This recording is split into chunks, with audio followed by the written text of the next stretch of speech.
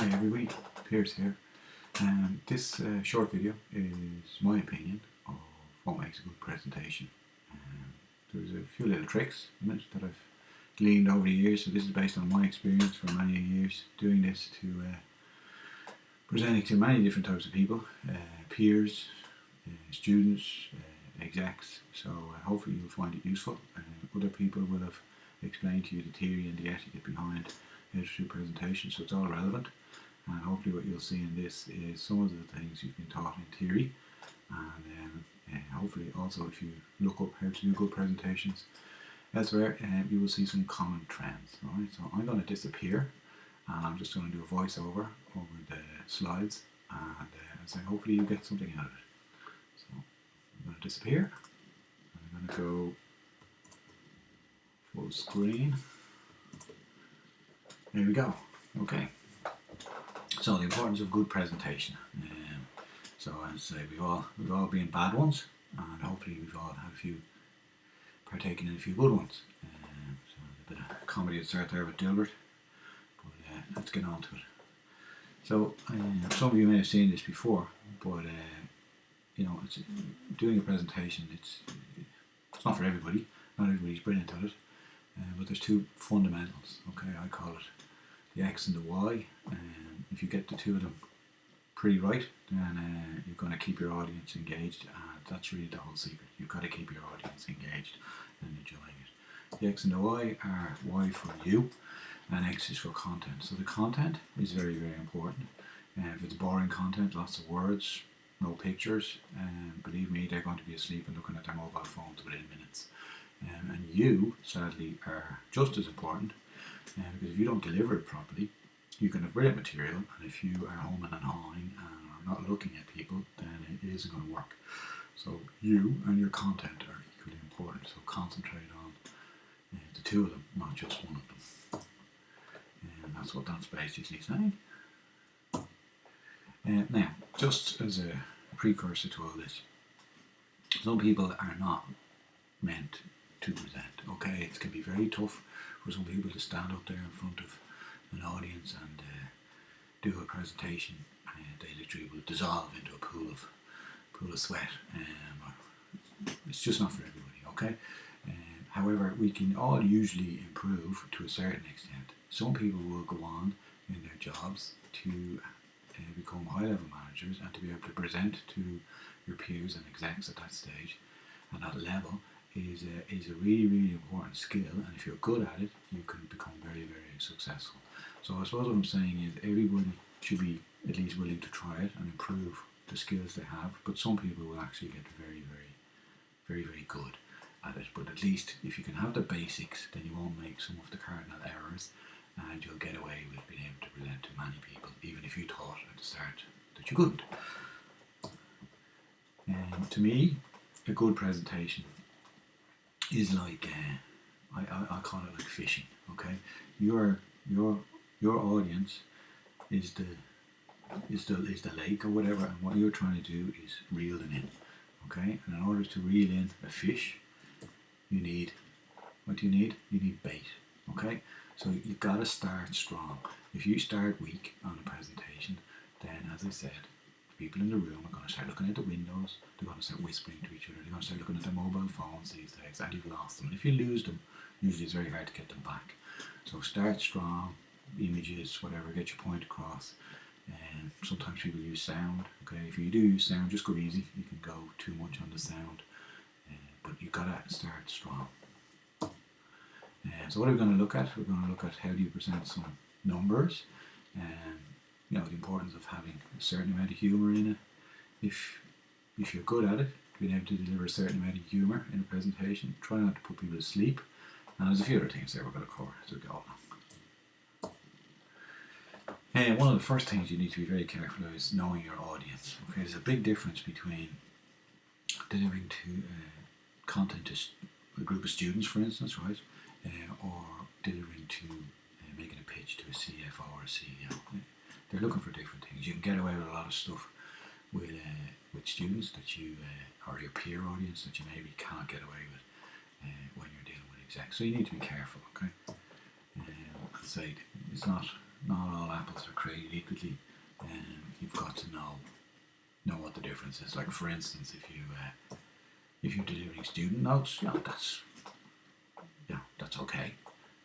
That's fine. It's a bit boring still. I think it's rather a few pictures, but that's okay. But if you deliver something like that to execs, it may not go down too well because there's too much to read there. Okay, so that's fine for a student note, but it's not really fine for if you're trying to get your point across in a presentation. There's far too many words there. So some of the things you shouldn't definitely do are never ever read from lengthy slides, or worse, have lengthy slides on the board and you're reading from a piece of paper. That's really bad. Okay, I know we all start off and we do this, but I'm telling you, you need to get out of that habit if you want to present good. So ditch the notes and don't read from lengthy slides. Monotone voice, not a good idea either. Okay, again, it'll just bore people, it'll put them to sleep, they'll start looking at the windows. All words, no pictures, bad idea. All pictures, no words, probably also a bad idea, but a far better idea than all words and no pictures. And too many animations, a certain amount of animation, we'll talk about that in a minute. Subtle animation is good. Things flying all over the screen, people get, maybe you get away with that once, but people then get a little bit bored after a while and think that's all this guy's doing, okay? And one very important thing is you have to look at who you're talking to, alright? Whether it's hundreds of people in the room, you pan, you look around. And if it's 3 people you're presenting to, again you pan, you look around at the 3 people, you look at their eyes, don't look at their shoulders, don't look at above their head, and don't look at the desk in front of them, look at the people, look at their eyes and pan. Try not to focus on one person. That can be very difficult sometimes because we're concentrating so hard on what message we want to get across, and we concentrate on one person. Try to make sure you're looking, panning whatever the audience is, whether it's 3 people or 150. Humour. Some people are blessed with a sense of humour and they can get their point across with a certain amount of humour and it comes across very well. Other people aren't. Alright, so if you have a sense of humour, maybe try to use it, but everything in moderation. Don't go mad with the humour because again, like anything, too much of one thing is not good. Alright, so don't force it, it needs to be natural. Some people are natural, as I said, if you have it, use it, but if you don't, then just be careful. Don't suddenly think you're going to become a comedian overnight. Okay. Transitions and animations. This is a pet hate of mine. Some people think it's great to have everything flying all over the place. Sometimes it works, sometimes it doesn't work. So for this, for instance, if you were trying to explain the evolution of something, I would consider this a bad way to do it. That would just drive me insane. Some people would think it's very clever, but wouldn't do much for me. Whereas I'd think this would get the point across much better because you're trying to show something growing and evolving. Okay, and the whole point is, as you're talking, this is coming across the screen. You don't put this up, don't say anything, and then talk. You talk as it's going across the screen. And then it usually catches people's eyes and they get interested. Okay? So subtle animation is usually better. Some people aren't subtle, but you do have to be careful. Metrics and numbers. Don't put up just numbers and tables, okay? You've got to use pie charts, graphs, whatever, bar charts, doesn't matter. But it's got to get your point across, you just put that up. You don't put up the 50 million numbers, okay? But I say somebody will say, yes, but what happens if the CFO asks me a load of questions?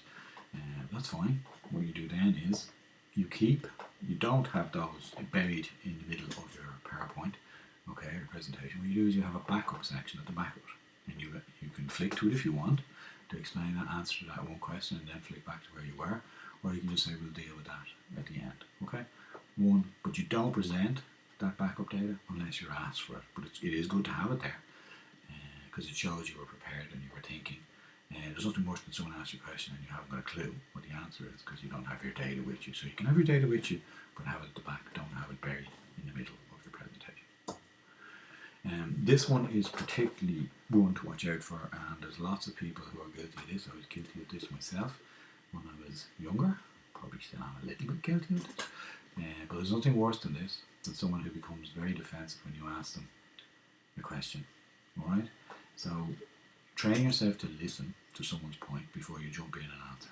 It's very, very annoying if you're trying to ask a question to someone who's presenting and they get the opinion to after them and they become too defensive. So always be willing to listen to someone else's opinion. You mightn't agree with it, but you need to remain professional, don't interrupt, and then wait for them to finish and then do your best to answer the question, but never come across as being too defensive.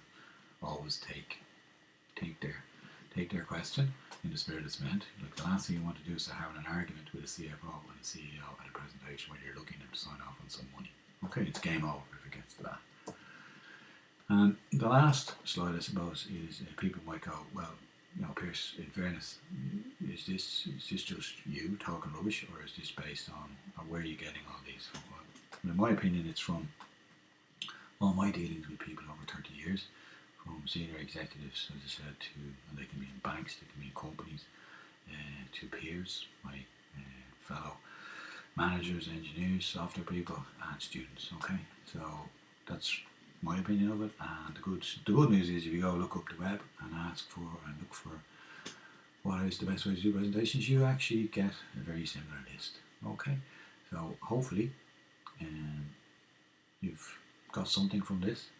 It's I think if you follow it and just keep it simple, do your best, use some of the tricks, you won't probably go too far wrong and avoid some of the pitfalls. Okay, and that's it, I think. So thanks for listening. Oh no, it's not it. There is one very final point, and it is probably one of the most important point. It's timekeeping. If you have to do a presentation for 5 minutes, that's 5 minutes. Don't plan for 6. Don't plan for 7. And be very careful. With watches and phones these days, you can easily have a little subtle timer that gives you the time, and always give yourself a warning. Okay, so whenever it's 5 minutes, set the timer for 4 minutes, so that gives you a little beep and you know you have a minute left. Because what you don't want is the timer goes after 5 minutes and then you have to jam everything into 10 seconds. So be careful, practice, video yourself, do the presentation, see how long it takes, and adjust it to fit in the time. If you have a 5 minute presentation, then that's probably 3 to 5 slides. Okay, it isn't 20 because they won't fit. Alright, so be very, very careful on time. And I think that is it. It is. Okay, so thanks for listening, and hopefully you got something out of it. Cheers.